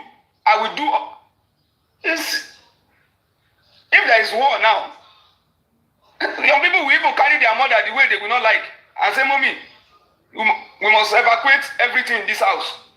If the woman says, see my hand, say, I don't mind. I must carry you the way I can carry you to a safe land. Baba has not seen Buresi as a threat. Baba see the man who the claim slapped him as his best friend. What is my own?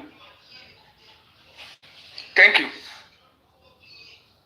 Again, sir, why didn't this at that time? Why didn't he take action at that time?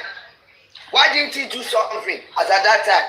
When they accuse you of something because they block him. Mami Jibe, don't go far. I don't want to break the table. If they are talking about beating Baba, where they are today, is it now where they are saying they want to beat Baba? Pekin said it now. Are they not together today? Exactly. So why are we? You see people entertaining this. I don't know. The same people who are saying, why do they want to beat Baba? And with the people who are saying they want to beat Baba, some say, Yomi said it in a tape to Karima, that they should find a way to silence the man. That they should take the man back. They should take everything away from the man. Perkins came out boldly. No man shaking here from Baba. And they are with those people today. And you want me to be wasting time analyzing in that tape too? In that tape, sorry. Yes. Hold on. In that tape too, yeah, please. Yeah. On that tape too, I also heard him says whether he go lock Baba or whether Baba no go even come out or even take IC in children at all. He said something like that. Lagata. Una hear him? You mean Lagata said that? No, not Lagata.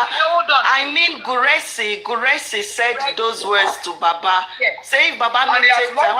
And Baba no see children again. And he has locked Baba and Baba no see children again. No, he talk say he go lock him up. Say Baba no go take I say children again. No, say he talk say he go slap and he slap. He talk say he go lock him up. He don't lock him up. So what are you saying? No. Let me get you, please. Let me get you. So una dey talk say in the talk am, but in no true do am. Well, what we are telling you is that if you understand Yoruba deeply, that's why I don't want to blame you. I've used a word before in Yoruba language. You go hear somebody say, "Do you want to stand on my head?" Is it possible for somebody to stand on that person's head? Exactly, simple. You understand sarcasm, right? Mommy, Sarcasm. Baba understood everything you are talking about. I'm not blaming you. I'm just saying, if you don't understand how we talk, there are some things we call enna. There are things we call aroda. There are so many ways Yoruba talk. But the man is saying there is not even anything like a threat to what happened that day. Everybody was just expressing himself. If Baba did not see threat in all this world, you never hear people who say, "Your father." I've been in an environment where somebody say, they are fighting. I said, that's the way we talk in Nigeria. But if you see real action, real threats, you will know now. That's why I asked. If as he talk saying go slap him, he slap him. So he saying go lock him or he no go see children. Maybe Baba know they see children and wife now. Maybe in the presence of the wife where they did, he go lock Baba no go see him wife, no go see him pikin where sit down too. Anyway, my point, I don't hear everything we wanna talk here. My point, before I even started talking, I said it's basically on what I heard yesterday, that voicemail. You know, now make me talk with these things when I talk so. And according to Una say Baba don't already come out, don't debunk and say nobody actually slap him before, say no threat for his life or whatever. I no hear Baba talk that one because I be no day online to hear Baba talk, but I believe Una. But I believe Una. But I say now just that voicemail yesterday, now make me talk all this. My concern, I was only being concerned for Baba. We all concerned. Because nicely make me refer to mobile. To say mobile, they go through all those stress, all those bully last time. Okay, please. Nobody know until we have Uncle Ajay.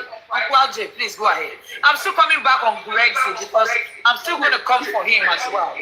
No, let me also say this. The reason why we are doing this is because just like they taught yesterday, that we won't be able to overcome all the wrong narrative. We took our time to explain. You see, why we not just shoot anybody down based on what they are heard and their interpretation of it is because we all have our different backgrounds and we should respect those backgrounds. If somebody from the north or from the southeast is interpreting, or south is even interpreting things, even if it's Yoruba, even among the Yorubas born in the 70s, in the 80s, 90s, there are things that they may not understand. Apart from that, in our field of endeavors, there are things that people may not even understand. And maybe you were not on the platform where I spoke yesterday. And I challenge people to go and read about 1999 coup. 1990 coup, yes. The Oka coup. To read about it. When you have a CSO in charge, forget it. You will hear some things. If the CSO is telling you that out there, your security is not safe, it will do all that is required to keep you safe, even if it requires tying you down. And that is why UK Bello lost his life, but he was able to save IBB. Guresi, thank God, did not lose his life. He was injured. But from day one, he has been marked. And that is what is playing out today. He has been marked. But as CSO, when you see threats around the CNC, if it requires carrying the man, slapping the man to obey as at that point in time, what is more important is to get him safe. I'm not acknowledging the fact that he slapped here. But I'm even saying, if that happened, if that is what is required to keep Baba safe, he should do it. In that tape, if you also hear of his incision, if that is what Iyalolade need to do, to make all the own oral effects that they said they do against Baba, not to enter, not to penetrate, so be it. They are the one who brought Abalis into this. They said they are going to meet Shangbeto. They said they are going to do Oru. They said they are going to do Oduifa. Why are they now crying if they see incision on Baba? Anything that anybody need to do to protect that man's life. Now head, then put incision. We go put for hand, we go put for leg. Anytime we see say Baba life dey in danger, if na to chook Baba injection for bum or for mouth or anywhere, we go chook am. What is more important is that that man must be alive and must witness the end of this struggle. Thank you. Exactly, sir. Thank you. That is my point. That was where I was actually driving to. That was where I was driving to. I was just about to say, in case if Baba they go through any stress, in case anybody they worry Baba underground where we don't know, we supposed to really protect Baba and try to stop. And try to stop anybody. Listen. Anybody I say, anybody where they threaten Baba life, where they want make Baba not to reach where they go, we supposed to protect Baba by all costs. That was exactly where I was driving to. And that is why we put a reliable CSO there. We trust as much as we trust Baba, we also trust Guresi. Okay, that's fine. I will not separate them. I will not separate them.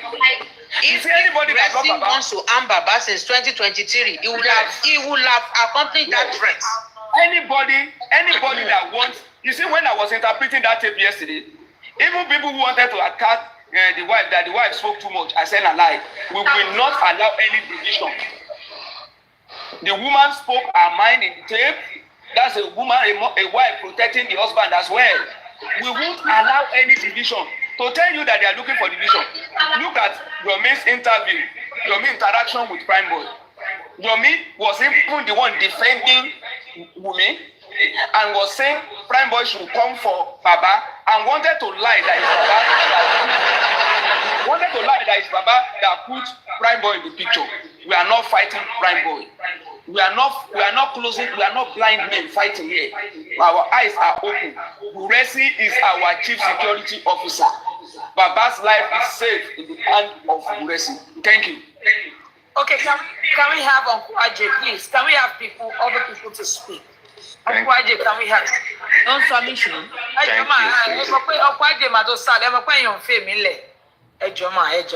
can we have Uncle Ajay? Greg, good morning, everybody. Lady Prada, good morning. I will quickly I want to come from the cultural and traditional context. It is only a bastard that will actually stand in front of his wife and children and be slapped, and will take it and will never say a word, or that house will not burn down. I don't know whether you get the point from the cultural and traditional context. A man would rather lose everything than for the man to be ridiculed by his friend in front of his children and his wife, because there is politics of the home and there is also dignity of a man in front of his family. Baba will actually will pursue justice for Mohbad and protect his dignity if attacked by a friend in front or in presence of his family. So with this premise, I want to let you know that even before Baba came out, that was my conclusion, that it will never happen in such a manner and way. That is one. Number two is that if you actually check, or if you, maybe you should go and listen again, you will see that the narrative of that audio, it is being controlled, directed, and being motored by the idiot of Manchester. And if you listen well, you will see that he actually come with interjection and is more louder than any other voice in that audio. So you will know that under such context, you will know that he came with an agenda which he was trying to achieve by trying to be louder than every other person. And like somebody asked you, I think Madam Toyin asked that, did you hear any slap? And all. So all these things put together, and then with the character and the person of Baba that we know from the beginning of the justice. Don't forget that Baba's word had never changed from the word go, from his narration and all that. Even when a supposed enemy of justice went to Baba's village, the person attested to it that Baba will never tell any lie. Baba is honest and all. So if going by this, by now you should know that Baba has his mind of his own. Baba is upright with his word, and Baba don't miss word. Then we put that aside. And then, if you have been following this justice from inception, you will know that it's like a game of chess. You know, we have the queen, and you know, if you get the queen, then that's all. So we have the people that protect the queen. So Guresi has been the vocal point, has been the person who they have been trying to take out of the equation, because that is why some of us call him the last man standing. You know, so in this case, he's taking a lot of bullet. In fact, he needs to be paid attention to, because he's been taking bullet from up and down. I think quarterly in this justice for Mohbad, Guresi is always coming up.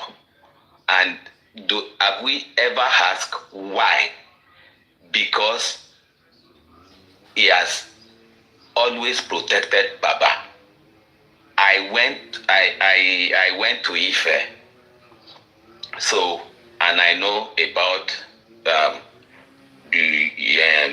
union in Ife. So of course, Ife, that's OAU. We don't take nonsense. We bet you with water. Everybody go beat any union we no do well. And then if you find yourself in that place, you're always going to be upright. You're always going to do what is necessary. So with all this put together, I want you to go back and retrospect. You have to think about it. Like I said before to you, don't go to all those platforms and just take their narrative hook, line, and sinker. You have to ask questions. You have to sit down and try to juggle the whole issue together, and then you come up with your own. Of course, it's good to ask for clarification, but please, any platform that you know that are questionable, please don't go there. Just stay with the real Justice for Mohbad movement, where you can hear the truth. You know, instead of going to those platforms, you rather come to the real platform that are fighting for justice for Mohbad. Because all this year, if you have been in the justice for so long, you know some people that have never they have never fallen to the side way, or that have actually stuck their head and all that. So please, I just beg of you to actually stay true and stay within the justice, the true justice people. Otherwise, most of the things that those people are saying, they are very shallow-minded, they are very dubious, they sugarcoat everything. And if you don't know, you won't know when you will be mesmerized, and then they will get into your head. So please, you can just take a rest, you can take a breather, you can just relax, but you don't go to all those platforms, because they will mess with your mental health. Thank you very much, Madam Tony. I have a question for you. I have a question for him, please. I have a question for him. I don't want to ask any other person, so that it won't look as if I'm engaging. No, I'm trying to squeeze something out. In that VN that we all listen to, I want to ask you, sir, who scripted the threat? Who staged the threat in that VN? Who scripted the threat? The threat that Baba going somewhere. Lagata. It's actually Lagata. That's one. Who was providing more information to confirm the threat? It's still the same. It is still the same person. Thank you. That's why I said everything is orchestrated by him. It's motored by him. It's born by him. By him. That same threat was now being, addressed by the wife, who also feel there is need to protect the husband. It wasn't Guresi who script or staged anything. So if we are saying Lagata who staged the threat, and the wife who also gave some hints of her own opinion to kind of say, oh, if this thing is true, let us be careful. Oh. How do we now conclude that it is Guresi who want to intimidate Baba, who has a plan, who has a motive, or who has executed any intimidation? It's just the C of security officer acting in line of duty. I intentionally ask this so that somebody will not think it's about Guresi. It has nothing. That VN has nothing to do with Guresi. It's also always. In fact, I said it yesterday.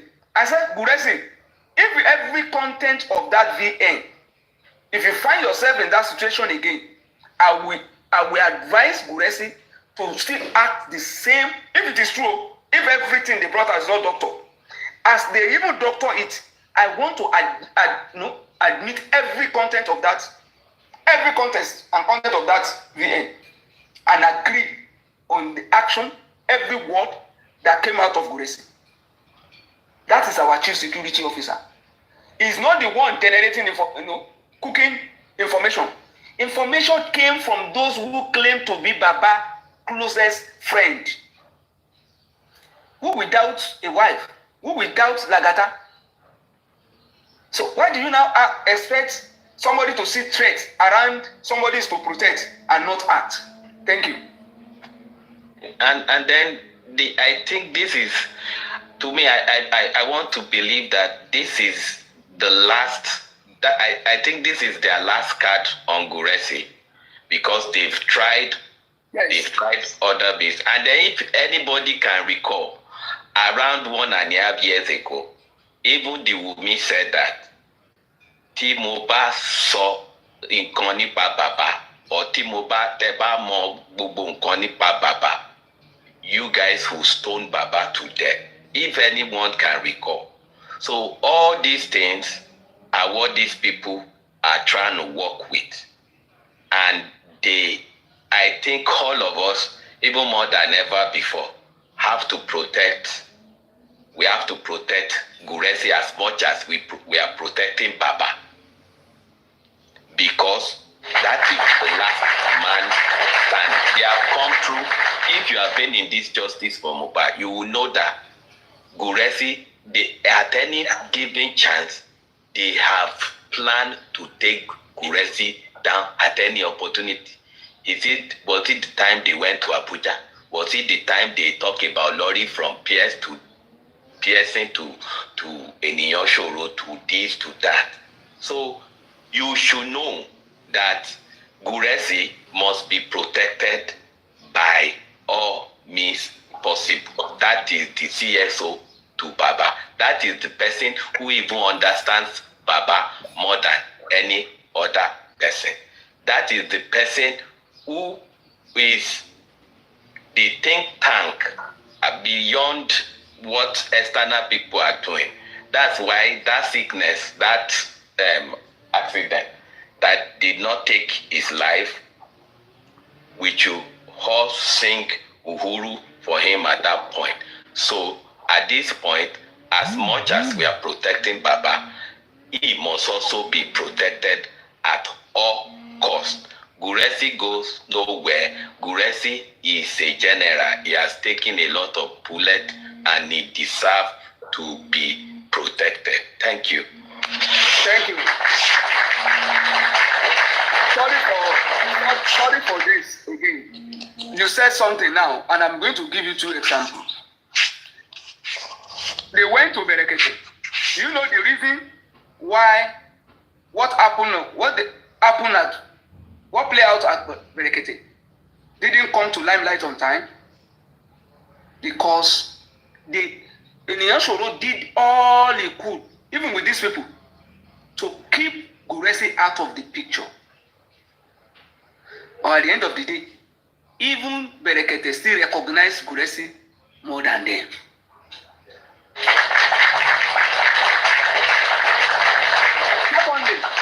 Secondly, if you listen very well to Tenny, he has been saying it before now, that they have Baba evidence of recording against Baba from the source. He has been saying it. Tenny has been saying it. Pé Baba wà nílẹ̀ nínú ilé aléyàn nínú ilé lọ́dọ̀ ẹ̀. And you call these people friends? What is the point in recording a man who lost his son? And somebody will sit. Somebody will sit in far away, Egypt or whatever, and be interested in recording a man who lost his son. Is that part of protection? Is that part of concern? Is that part of genuine, fight for justice? How many of them have people who record Wumi for them? How many of them know anybody who record 15 people that were suspects in the house for them? Why is attention not on people who are suspects? Why is attention on Baba who lost his son? That is to tell you that what they did to Mohbad, it was to want to do to Baba. They took Mohbad away from Naira Marley and they couldn't protect him. They always make sure that they separate true friends from people. They did it to Mohbad. Someone said he was always the one protecting Mohbad, and what happened to Mohbad wouldn't have happened if he was there. That's what someone told us. But nobody has debunked that. Even among those who were with Mohbad. So it's the same strategy. Take the loyalists away from him break the wall, and enter. And that is why Mohbad fell into the hand of enemies. He was now relating more with enemies. Those who took him to London were the ones